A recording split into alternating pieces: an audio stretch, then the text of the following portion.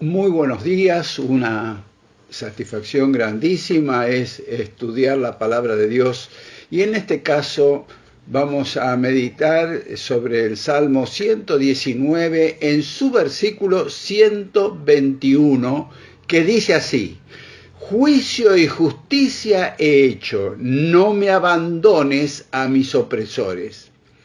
Los opresores fueron muy a menudo el método que Dios utilizó para moldear a su pueblo. Ya utilizaba este método en tiempos de la rebeldía de Israel, que por cierto no fueron pocos. Puede ocurrir que el ser humano reaccione de distintas maneras frente a las presiones de aquel o aquellos a quien Dios utilice para avanzar sobre aquellos que Él mismo eligió para ser suyos. Todos somos llamados, puesto que no es el propósito de Dios crear hombres para que se pierdan, pero no todos somos elegidos.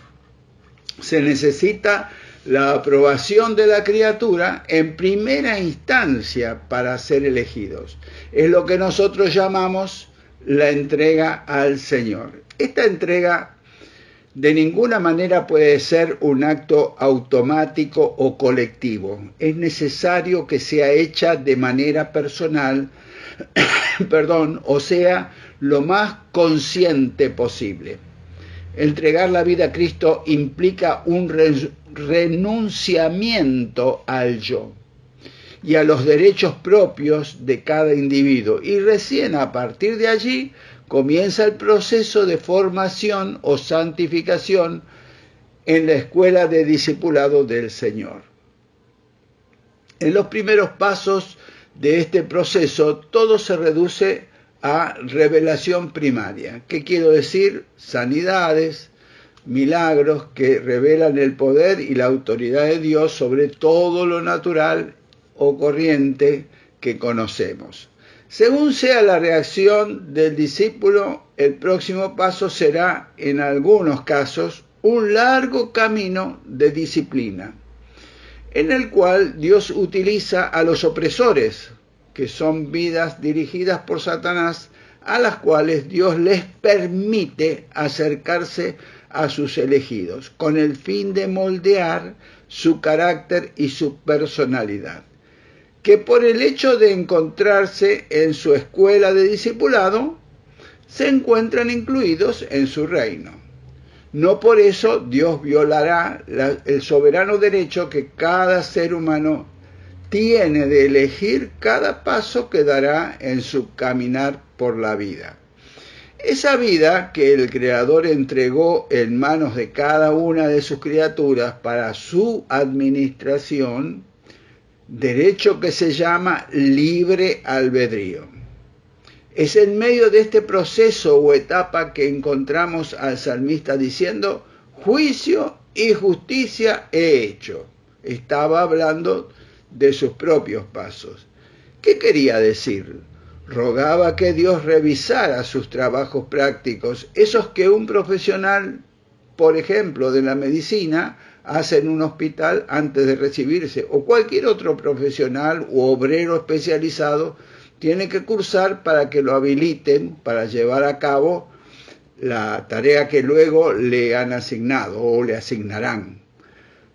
Aun cuando la voluntad se haya rendido y creamos que ya no queda nada por rendir, el apóstol Pablo expresa en Romanos, el capítulo 7 y los versículos 14 al 24 lo siguiente: porque sabemos que la ley es espiritual, dice el apóstol Pablo, mas yo soy carnal, vendido al pecado, porque lo que hago no lo entiendo, pues no hago lo que quiero, sino lo que aborrezco, eso hago.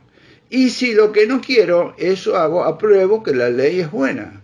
De manera que ya no soy yo el que hace aquello, sino el pecado que mora en mí.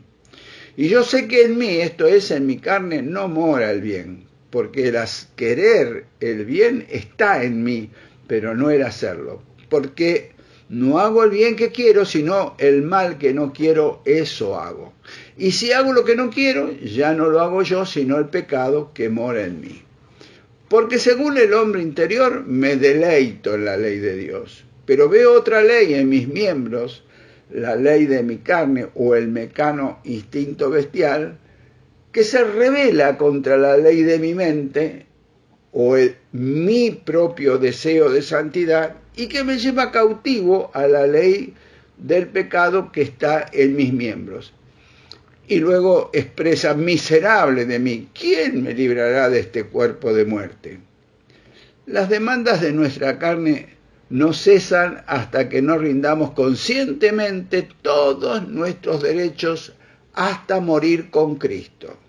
Esto significa la expresión del apóstol Pablo cuando dice: con Cristo estoy juntamente crucificado y ya no vivo yo, mas Cristo vive en mí. Y lo que ahora vivo en la carne, lo vivo en la fe del Hijo de Dios, el cual me amó y se entregó a sí mismo por mí. Esto lo encontramos escrito en Gálatas 2:20. Lamentablemente, el cristiano inmaduro se para frente a la cruz y se emociona hasta las lágrimas, no entendiendo que esa cruz debe terminar con todos sus deseos y derechos carnales en su vida. De lo contrario, fracasará vez tras vez irremediablemente. Solamente es la ley del Espíritu de vida en Cristo Jesús que me puede librar de la ley del pecado y de la muerte. Si esta ley transforma mi ser íntegramente, no harán falta más los opresores. Muchísimas gracias y hasta aquí la meditación, y con la oración o el ruego de que Dios ilumine nuestro andar diario. Muchas gracias nuevamente. Amén.